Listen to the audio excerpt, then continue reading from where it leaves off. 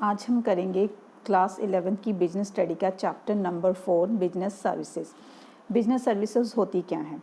Means यहाँ पे जो बिजनेस वर्ड है और सर्विसेज वर्ड है वो क्या है, कॉम्बिनेशन है दो वर्ड्स का, बिजनेस एंड सर्विसेज।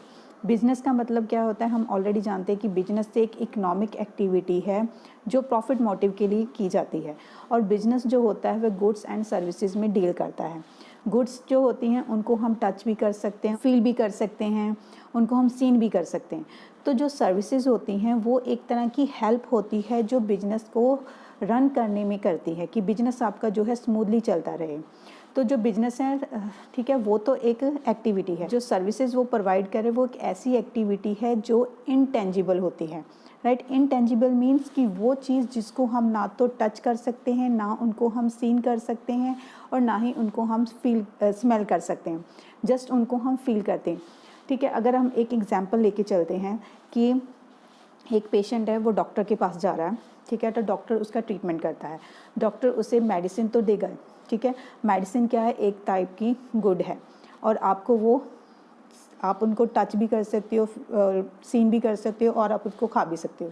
और जो साथ में वो डॉक्टर आपको एडवाइस दे रहा है, प्रिकॉशंस यूज़ करने के लिए बोल रहा है, या फिर आपको बोल रहा है कि ये सजेशंस दे रहा है, ठीक है, तो वो सजेशन या वो हेल्प जो डॉक्टर आपके ट्रीटमेंट में कर रहा है उसको हम क्या बोलेंगे, सर्विसेज। तो बिजनेस सर्विसेज एक ऐसी एक्टिविटी है जो बिजनेस को स्मूथली रन करने में हेल्प करती है। Example, banking, insurance, warehousing, communication and transportation, these are the services include in the business. तो ये सारी जो सर्विसेज हैं ये हमें बिजनेस में को रन करने में हेल्प करती है, ठीक है। तो अब हमारा नेक्स्ट टॉपिक आ जाता है nature of business services. Nature first क्या है, इंटेंजिबिलिटी होती हैं जिनको हम ना तो टच कर सकते हैं, ना उनको सीन कर सकते हैं, ना ही स्मेल कर सकते हैं, ठीक है। तो सर्विस जो है एक ऐसी इंटेंजिबल एक्टिविटी है जिसको सिर्फ हम क्या कर सकते हैं, फील कर सकते हैं। इनको ना तो हम टच कर सकते हैं, ना ही हम इनको स्मेल कर सकते हैं, ना ही इसको देख सकते हैं, बस इनको फील किया जा सकता है। अब एग्जांपल लेते हैं कि जैसे आप स्कूल में जा रहे हो, ठीक है, स्कूल एक बिल्डिंग है, ठीक है, वो आपके लिए नॉर्मल एक पहले बिल्डिंग है। जब आप उसमें एनरोल करते हो, एडमिशन लेते हो, तो आप जब यहाँ पे जाके स्टडी करते हो, एक तरह से नॉलेज गेन करते हो, तो वहाँ मीन्स जो स्कूल आ रहा है, एजुकेशन प्रोवाइड कर रहा है या नॉलेज प्रोवाइड कर रहा है, वो क्या है, उनकी सर्विसेज हैं। वो अपनी सर्विसेज आप लोगों के साथ शेयर कर रहे हैं, वो अपनी सर्विसेज आप लोगों को प्रोवाइड कर रहे हैं, ठीक है। तो हर एक जो जैसे बैंकिंग होगी, banking, insurance, transportation, warehousing, ठीक है, तो ये सारी की सारी क्या है, एक सर्विसेज हैं। अगर बैंक एक प्रेमिसेस है या बैंक एक इंस्टीट्यूशन है, जब वो आपकी हेल्प करते हैं फाइनेंस में, किसी भी टाइप का फाइनेंस है, चाहे वो लोन है या फिर विड्रॉ करना है अमाउंट, या फिर आपने डिपॉजिट करना है अमाउंट, या किसी अदर टाइप की फैसिलिटीज़ आपने अवेल करनी है, तो वो क्या होगी, वो आपकी बैंकिंग सर्विसेज होंगी, ठीक है। तो नेक्स्ट है हेट्रोजेनिटी। हेट्रोजेनिटी मीन्स कि जो बैंकिंग जो सर्विसेज होती हैं वो सबके लिए सेम नहीं होती। It depends upon the person to person, ये पर्सन के ऊपर या फिर उसकी डिमांड के अकॉर्डिंग डिसाइड की जाती है कि उसको किस तरह की सर्विसेज प्रोवाइड करनी है, ठीक है। अगर फॉर एग्जांपल हम लेते हैं कि जैसे आप सैलून जा रहे हो, ठीक है, सैलून में हर किसी का जो मोटिव होता है, जो हर किसी की जो डिमांड होती है वो डिफरेंट होती है। कोई हेयर कट के लिए जाता है, कोई फेशियल के लिए जाता है, के लिए जाता है, तो उसको हर एक की अलग अलग डिमांड है। और जो सैलून ऑनर्स हैं या सैलून में जो वर्कर्स है वो भी उनको अलग अलग वे से ट्रीट करेंगे। हेयर कट वाले को अलग से ट्रीट किया जाएगा, फेशियल वाले को अलग से ट्रीट किया जाएगा। इसी तरह से जो बिजनेस होता है, जब वो सर्विसेज प्रोवाइड करता है तो वो डिफरेंट टाइप और डिफरेंट पर्सन्स के अकॉर्डिंग, उनकी डिमांड के अकॉर्डिंग ही उनको प्रोवाइड की जाए। थर्ड पॉइंट है हमारा नॉन स्टॉकिंग। नॉन स्टॉकिंग का मतलब है कि हम जो सर्विसेज होती हैं उनको स्टॉक करके नहीं रख सकते। जो स्टॉक है वो तो एक तरह से प्रोडक्ट के लिए होता है कि जिसको जब चाहे जब उसकी डिमांड हो उसको निकाल के हम यूज़ कर लें। बट जो सर्विसेज होती हैं उनको हम उसी टाइम पे प्रोड्यूस करते हैं जिस टाइम पे उसकी ज़रूरत होती है। ना तो हम उसको एक हफ्ता या एक महीना पहले स्टोर करके रख सकते हैं, ना ही उसको बाद में। तो जो सर्विसेज होती हैं वो एक नॉन स्टॉकिंग एक्टिविटी है।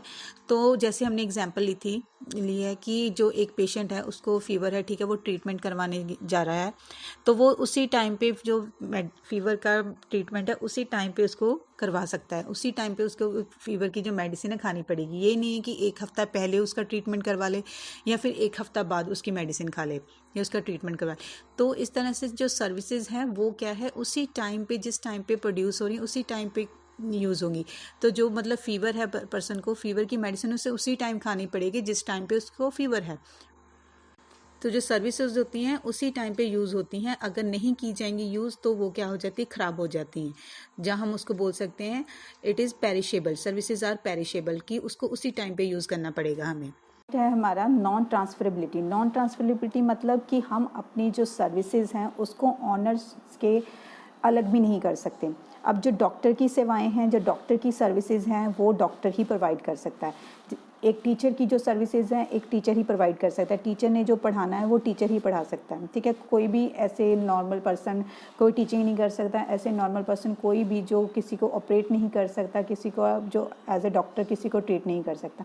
तो नॉन ट्रांसफरेबिलिटीज़ कि हम ऑनर्स को और सर्विसेज को अलग अलग नहीं कर सकते, ये साथ साथ में ही चलते हैं और इनको अलग नहीं किया जा सकता।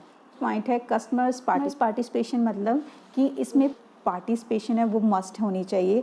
कस्टमर का होना बहुत ज़रूरी है, ठीक है। कि अगर हम किसी कस्टमर, हमारे पास गुड्स प्रोड्यूस करी जा रहे हैं बिजनेस को, जो कोई फैक्ट्री जो इंडस्ट्री जो है गुड्स प्रोड्यूस करी जा रही है, जब उसको यूज़ करने वाला कोई नहीं है, उसको इस कंज्यूम करने वाला कोई नहीं, तो उस प्रोडक्ट का, जो उस सर्विसेज का कोई फ़ायदा नहीं है। इसी तरह से जैसे एक एग्जांपल लेते हैं कि एक पर्सन है, उसके जो टूथ में क्या है प्रॉब्लम है, ठीक है, तो उसने टूथ का ट्रीटमेंट करवाना है तो वो डेंटिस्ट के पास जाएगा, ठीक है। अगर सपोज़ कर जाते ही नहीं है, ठीक है, वो पेशेंट जो है डॉक्टर के पास, डेंटिस्ट के पास जाता ही नहीं, तो क्या डेंटिस्ट उसके पास घर आके उसको ट्रीटमेंट करेगा? नहीं। तो मतलब उस पेशेंट को खुद डॉक्टर के पास जाना पड़ेगा, मीन्स उस सर्विसेज को अवेल करने के लिए उसको खुद वहाँ पे विज़िट करना पड़ेगा, वो चीज़ वहाँ से खुद लेके आनी पड़ेगी जो उसको चाहिए होती है। इसी तरह से ट्रांसपोर्टेशन की है, अगर किसी ने एक जगह से दूसरी जगह जाना है तो ट्रांसपोर्ट को के लिए आपको वहाँ तक, जहाँ उस गाड़ी तक जाना पड़ेगा। ट्रेन के में जाना है तो आपको उस ट्रेन तक जाना पड़ेगा, ट्रेन में बैठना पड़ेगा, तभी तो आपको वो सर्विसेज प्रोवाइड होगी। तो मीन्स जो कस्टमर है उसकी पार्टिसिपेशन बहुत ज़्यादा ज़रूरी है। सिक्स्थ पॉइंट है हमारा सिमुलटेनिटी। सिमुलटेनिटी मीन्स प्रोडक्शंस एंड कंजप्शन जो होती है साथ साथ ही चलती है, कि जिस टाइम पे जो सर्विसेज प्रोड्यूस हो रही हैं उसी टाइम पे उसको हम कंज्यूम कर लें, उसी टाइम पे उसका यूटिलाइजेशन हो जाए, ठीक है। तो जो मेडिसिन है उसी टाइम पे खाई जाएगी जिस टाइम पे हमें क्या है बीमार हो गए। तो जो ट्रांसपोर्टेशन है उसी टाइम पे की जाएगी जिस टाइम पे हमने सफ़र करना है, ठीक है, जहाँ हमने कोई जर्नी करनी है। सर्विस का या गुड्स का जिस टाइम पे उसको प्रोड्यूस किया जा रहा है उसी टाइम पे उसको यूज़ किया जाए। तो ये थे हमारे 6 nature of business services. First था इंटेंजिबिलिटी, सेकंड था हमारा हेट्रोजेनिटी, थर्ड था हमारा non stocking, fourth is non transferability, fifth is the customer participation and sixth is the simultaneity. अब हमारा नेक्स्ट टॉपिक आता है टाइप्स ऑफ बिजनेस सर्विसेज की कौन कौन सी जो टाइप है, जो कौन कौन सी बिजनेस सर्विसेज है वो हमें प्रोवाइड की जाती है। First is the banking. Banking आपको पता है कि जो फैसिलिटीज़ हमें बैंक से मिलती हैं, बैंक एक ऐसी इंस्टीट्यूशन होती है जो फाइनेंस के साथ रिलेट होती है, फाइनेंस से रिलेटेड प्रॉब्लम्स होती हैं उनको हम वो बैंक क्या है सॉल्व करती है, तो उनको हम बोलते हैं बैंकिंग सर्विसेज। बैंक क्या करती है, लोन की फैसिलिटीज़ प्रोवाइड करती है बिजनेसमैन को, हम लोगों को हमारे जो डिपॉजिट्स होते हैं वो एक्सेप्ट करती है, हमें और ज़्यादा पैसे की ज़रूरत होती है वो प्रोवाइड करते हैं, ओवरड्राफ्ट की फैसिलिटीज़ प्रोवाइड करती हैं। इसके अलावा वो हम लॉकर की facility, debit and credit card की फैसिलिटीज़, बहुत सारी अदर फैसिलिटीज़ भी प्रोवाइड करते हैं। तो ये किस में आ जाता है, बैंकिंग सर्विस में। सेकंड आता है हमारा इंश्योरेंस। क्या है जो इंश्योरेंस है, एक इंश्योरेंस मींस कि अगर कोई बिजनेसमैन है या नॉर्मल पर्सन है वो अपने बिजनेस को इंश्योर करवाता है कि अगर फ्यूचर में बाय चांस मुझे कभी बिजनेस में लॉस होता है तो उस लॉस को मैं कवर कैसे करूँगा, तो वो इंश्योरेंस कंपनी के पास जाता है और अपने बिजनेस को इंश्योर करवाता है कि अगर फ्यूचर में बाई चांस कोई मिस हैपनिंग हो जाती है तो मेरा जो लॉस होगा वो कंपनी क्या है बियर करेगी। तो उसकी जो फीस होती है एज अ चार्ज उनको डिपॉजिट करवाता है टाइम टू टाइम, ठीक है। तो उसके बाद जो कंपनी होती है वो एक तरह से श्योरिटी देती है कि हम लोग अगर कोई मिस हैपनिंग होती है तो आधा जितना आपने पैसा डिपॉजिट करवाया है उतना प्लस हमारी कंपनी कुछ पैसा उसमें ऐड करके आपकी हेल्प करेगी। तो इंश्योरेंस जो कंपनी होती है वो भी एक तरह से हमें सर्विसेज प्रोवाइड करती है, जो बिजनेस है वो स्मूथली रन कर सके और हमें कोई भी डर ना रहे हमारे फ्यूचर में लॉस होने का, बिजनेस में कोई लॉस होगा तो उसको हम इजीली क्या है कवर कर सकें। जो इंश्योरेंस होता है वो 3 टाइप्स का होता है, life insurance, fire insurance, marine insurance. ठीक है, तो ये इस टाइप के ये फंक्शंस और बिजनेस के अकॉर्डिंग डिफरेंट टाइप्स के, तो उनके अकॉर्डिंग ये इसको हम इंश्योरेंस को अप्लाई करते हैं।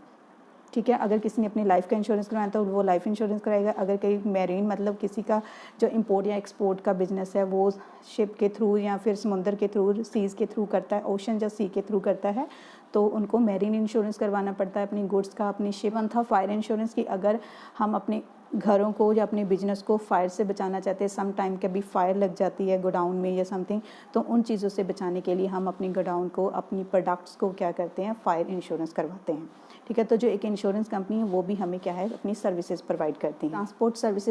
ट्रांसपोर्ट सर्विसेज हम पहले भी बात कर चुके हैं, बहुत बारी एग्जांपल भी देख लिया कि जो ट्रांसपोर्ट है वो भी हमें ट्रांसपोर्टिंग की फैसिलिटीज़ देती है कि अगर हमने एक जगह से दूसरी जगह जाना है, गुड्स को, रॉ मटेरियल को एक जगह से दूसरी जगह से लेके आना है या लेके जाना है, जो होती है फिनिश प्रोडक्ट में कन्वर्ट हो जाती है, उसको मार्केट तक लेके जाना है, तो इन सब चीज़ों के लिए हमें क्या किस चीज़ की ज़रूरत पड़ती है, ट्रांसपोर्ट की ज़रूरत पड़ती है। तो या फिर हम रेलवे के थ्रू या किसी लॉरी के थ्रू या किसी गाड़ी के थ्रू हम उसको क्या है एक जगह से दूसरी जगह पहुंचा सकते हैं। तो जो ट्रांसपोर्ट कंपनी है या बसेस हैं या रेलवेज़ हैं, ठीक है, तो वो हमें क्या है ट्रांसपोर्टेशन की फैसिलिटीज़ देते हैं कि हम एक जगह से दूसरी जगह पे आसानी से मूव कर सकें। 4th वन है वेयर हाउसिंग। तो जो वेयर हाउसिंग का मतलब होता है किसी चीज़ को स्टॉक करके रखना या फिर इन्वेंट्री बना के रखना, कि अगर बाई चांस प्रोडक्शन में हमारे पास सरप्लस बच जाता है, मोस्टली हम लोग क्या है कि सरप्लस बना के ही रखते हैं कि जब जिस चीज़ की डिमांड होती है उस चीज़ को उस टाइम पे सप्लाई किया जाए। तो जो वेयर हाउसेज होते हैं वो हमें वेयर हाउसिंग की फैसिलिटी देते हैं कि जब तक मार्केट में उस चीज़ की डिमांड नहीं होती तब तक आप अपने गुड्स को हमारी वेयर हाउस में स्टॉक करके रख लो, और जब उसकी डिमांड होगी, जब पर्सन या जो आपका कंज्यूमर है जब उस चीज़ की डिमांड करेगा तो आप उस चीज़ को निकाल के उनको बेच देना। ठीक है, तो इससे क्या है एक तरह से हमें वेयर हाउसिंग की जो सर्विसेज है वो हमें वेयर हाउस प्रोवाइड करता है। Topic bank. 5th पॉइंट है communication means exchange of messages, ideas.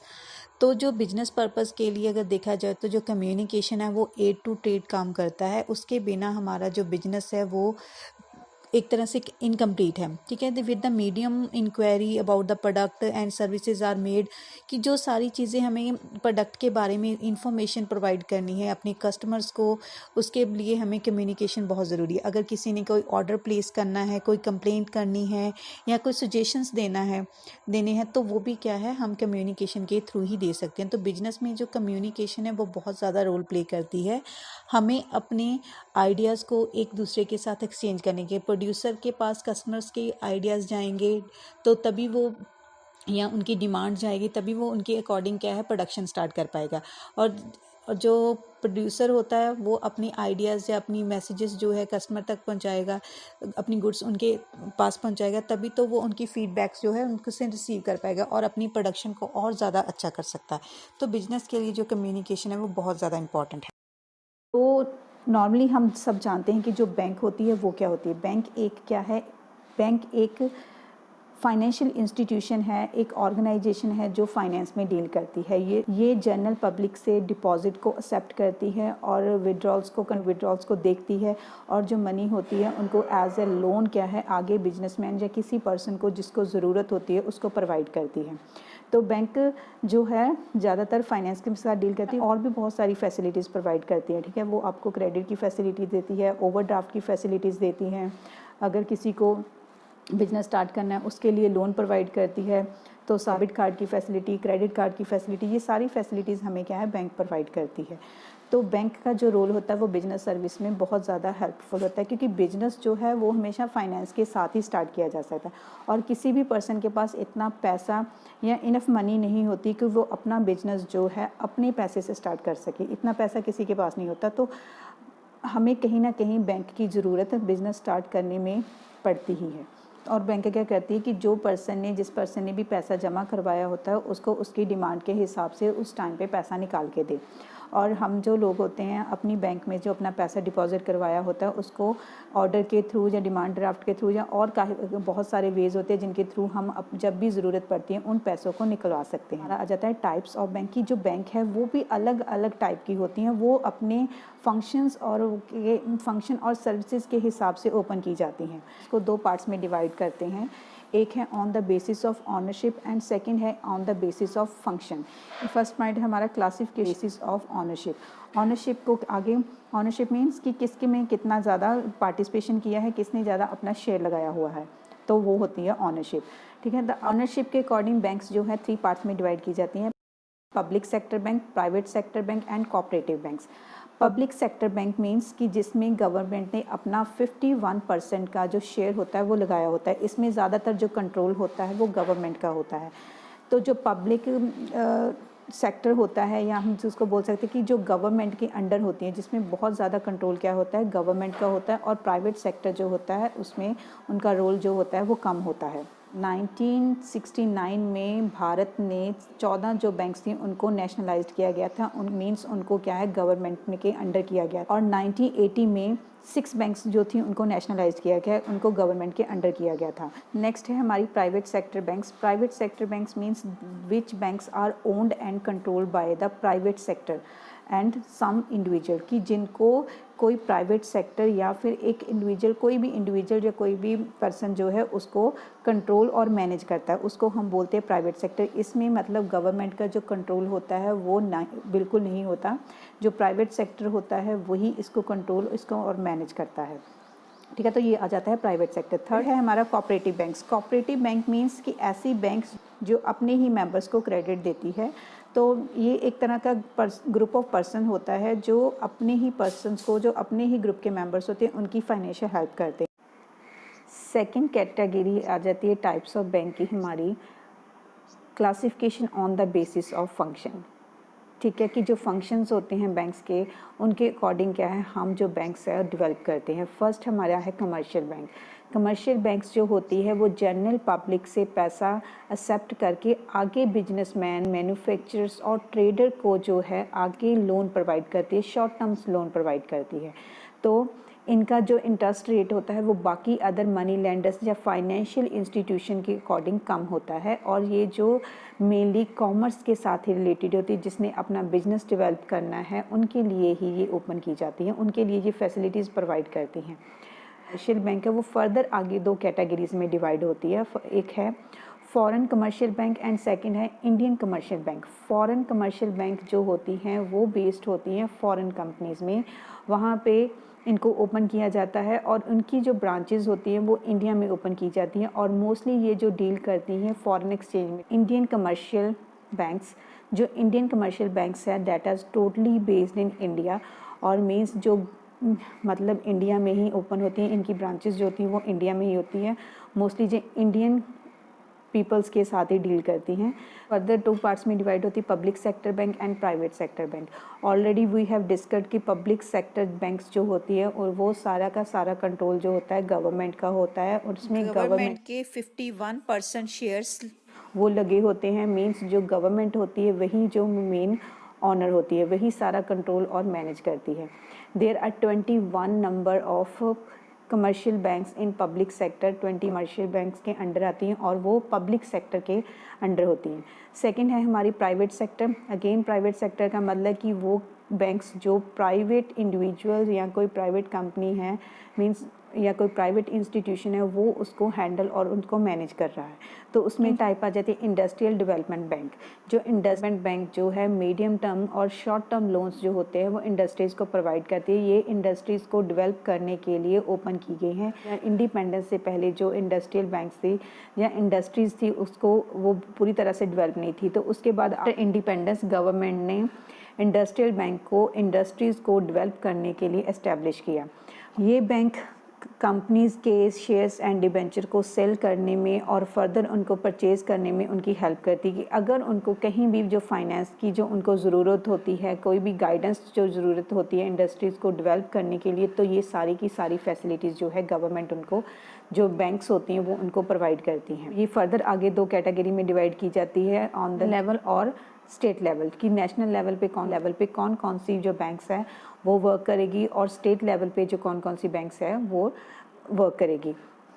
Third है the agriculture bank. Agriculture bank जो है वो क्या है, एग्रीकल्चर को डेवलप करने के लिए गवर्नमेंट ने इस्टेब्लिश की है कि जो भी फार्मर्स है जिसको भी लोन की ज़रूरत है वो एग्रीकल्चर बैंक में आके अपनी जो फैसिलिटीज़ है वो अवेल कर सकता है। ये फार्मर्स को long term and short term के जो लोन्स होते हैं वो प्रोवाइड करती है। शॉर्ट टर्म लोन्स होते हैं उनसे क्या करते हैं फार्मर्स, क्या परचेज कर सकते हैं, सीड्स एंड फर्टिलाइजर्स, छोटी मोटी जो स्टार्टिंग वाली जो चीज़ें होती हैं फार्मिंग को स्टार्ट करने के लिए वो इनसे शॉर्ट टर्म लोन से स्टार्ट कर सकते हैं। और लॉन्ग टर्म लोन्स जो नहीं है, कोई प्लांट एंड मशीनरी परचेज करनी है, कोई ट्रैक्टर या समथिंग जो भी इक्विपमेंट्स यूज़ होते हैं, कोई जो भी मशीनरीज यहाँ यूज़ होती हैं फार्मिंग में, तो वो सारी की सारी लॉन्ग टर्म लोन के साथ वो परचेज कर सकते हैं। एग्रीकल्चर बैंक आगे दो पार्ट्स में डिवाइड की जाती है, दो cooperative bank and second land development bank. तो जो एक कोऑपरेटिव बैंक है, कोऑपरेटिव मींस कॉपरेशन के साथ चलती हैं, तो इसमें जो सारे फार्मर्स होते हैं वो एक अपना ग्रुप बनाते हैं, वो अपने एक मेंबर्स, जो उनका जो ग्रुप ऑफ मेंबर होता है वो अपने मेंबर्स को क्रेडिट की फैसिलिटीज़ प्रोवाइड करते हैं कि जिस जिस मेंबर को ज़रूरत होगी वो इनसे बाई कर सकता है। और सेकंड है लैंड डेवलपमेंट बैंक की, अगर किसी फार्मर ने अपनी जो लैंड होती है उसको डेवलप करना है और ज़्यादा लैंड बाई करनी है तो उसके लिए जो लैंड के ऊपर उनको क्या है लोन दिया जाता है कि इस। फोर्थ पॉइंट है द रीजनल रूरल बैंक्स। 1975 में गवर्नमेंट ने इसको एस्टैब्लिश किया था रूरल डेवलपमेंट के लिए। तो commercial banks and cooperative bank ने इसको स्टार्ट किया था। इसमें जो गवर्नमेंट की पार्टिसिपेशन होती है वो बहुत ज़्यादा होती है। तो मेनली इसको रूरल डेवलपमेंट के लिए ही और साथ में एग्रीकल्चर एक्टिविटीज़ को डेवलप करने के लिए स्टार्ट किया गया था, ताकि जो रूरल एरियाज़ में जो पीपल रह रहे हैं या जो फार्मर्स हैं या स्मॉल ट्रेडर्स हैं वो अपने बिजनेस को डेवलप कर सकें। दोनों की ही डेवलपमेंट बहुत ज़्यादा ज़रूरी है। तो रूरल एरिया की डेवलपमेंट के लिए गवर्नमेंट ने द रीजनल रूरल बैंक को स्टार्ट किया था। नेक्स्ट फिफ्थ टाइप आ जाता है अदर अपेक्स बैंकिंग इंस्टीट्यूशन। में भी क्या है कि जो अदर बैंकिंग इंस्टीट्यूशन है उनको इंक्लूड किया जाता है। There are main 5 types of bank जो इसमें इंक्लूड होती है कि और भी कुछ बैंक्स हैं जो बहुत ज़्यादा रोल प्ले करती है हमारी इकॉनमी को डेवलप करने के लिए। सबसे पहले है the central bank. Central bank वो बैंक होती है जो सारी बैंक्स को कंट्रोल करती है, जो मेन बैंक है, और वो हमारी कंट्री की कौन सी बैंक है, RBI. Reserve bank of India जो है वो हमारी सेंट्रल बैंक है जो सारी बैंक को कंट्रोल करती है। ठीक है, तो जो मेन फंक्शन आरबीआई को होता है, आरबीआई के मेन फंक्शंस कौन कौन से हैं? आरबीआई क्या करती है, मनी सप्लाई को कंट्रोल करती है, कितना जो है क्रेडिट क्रिएशन है उसको कंट्रोल करती है, अदर बैंक्स को मेंटेन करती है, करेंसी को इशू करती है, इकॉनमी को मेंटेन रखती है, कितना इंटरेस्ट जो है चार्ज करना है किसी भी बैंक से, या कितना रेट जो है वो इंटरेस्ट ऑफ रेट जो होता है उसको कितना चार्ज करना है, कितना फिक्स करना है, ये सारे के सारे काम कौन करता है? आरबीआई करती है। तो आरबीआई ही जो एक तरह से गाइडेंस और इंस्ट्रक्शंस प्रोवाइड करती है अदर बैंक्स को कि उनका जो काम है उन्होंने किस हिसाब से करना है और कितना इंटरेस्ट रेट चार्ज करना है, कितनी मनी सप्लाई करनी है। तो ये सारा का सारा कंट्रोल कौन करती है? आरबीआई करती है। तो आरबीआई जो है हमारी सेंट्रल बैंक है, अपेक्स बैंक है, वो एक बैंकर्स बैंक है, मीन्स वो एक हेड ऑफ द बैंक है, बाकी जो अदर बैंक्स हैं इसके अंडर आती हैं।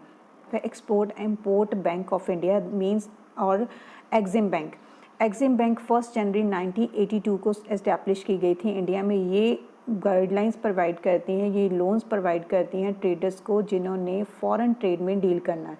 तो जो फॉरेन एक्सचेंज के साथ रिलेटेड होते हैं, फॉरेन ट्रेड के साथ रिलेटेड होते हैं, ये उनके लिए शॉर्ट टर्म, लॉन्ग टर्म्स और अदर फैसिलिटीज़ जो है प्रोवाइड करती हैं। फैसिलिटीज़ के साथ साथ ये उनको गाइडेंस भी प्रोवाइड करती हैं कि किस तरह से जो अपना वो पैसा है फॉरेन ट्रेड में इन्वेस्ट कर सकते हैं। नेशनल हाउसिंग बैंक जो है वो क्या है, जनरल पब्लिक को हाउसिंग के लिए जो लोन होता है वो प्रोवाइड करती है, कि फाइनेंसिंग ऑफ लोन की फैसिलिटी भी प्रोवाइड करती है कि जो अगर किसी पर्सन ने अपना हाउस बनाना है या कोई भी हाउस को रिकंस्ट्रक्ट करना है तो उसके लिए जो उसने लोन लिया हुआ था उसको रीफाइनेंस का नया लोन है उसको लेना। तो ये है the industrial reconstruction bank of India. ये क्या है, ये जो बैंक होती है वो इंडस्ट्रीज़ को ही दोबारा जिन्होंने रिकंस्ट्रक्ट करना है, जो वीक इंडस्ट्रीज़ होती हैं, जो अभी थोड़ी लॉसेस में चल रही हैं, जो उनका थोड़ा जो परफॉर्मेंस है जो वो वीक है, उसको दोबारा से इम्प्रूव करने के लिए उनको लोन की ज़रूरत है, उनको फाइनेंस की ज़रूरत है। तो ये जो बैंक्स होती हैं, रिकंस्ट्रक्शंस बैंक होती हैं, वो इनको लोन की फैसिलिटीज़ प्रोवाइड करती है, वो अपना जो बिजनेस है, अपनी जो इंडस्ट्रीज़ है, उसको रिकंस्ट्रक्ट कर सके, उसको दोबारा से रीडेवलप कर सकें। तो रीडेवलपमेंट ऑफ इंडस्ट्रीज़ के लिए ये इन बैंक्स को ओपन किया गया था। एंड लास्ट वन, अब हमारे पास 5th टाइप है NABARD. NABARD is very important bank in India, the National Bank for Agriculture and Rural Development. ये इस बैंक को एग्रीकल्चर और रूरल डेवलपमेंट दोनों के लिए स्टार्ट किया गया था। Long term and short term दोनों टाइप के जो लोन्स होते हैं वो रूरल एरियाज़ में द जनरल पब्लिक को प्रोवाइड करती है।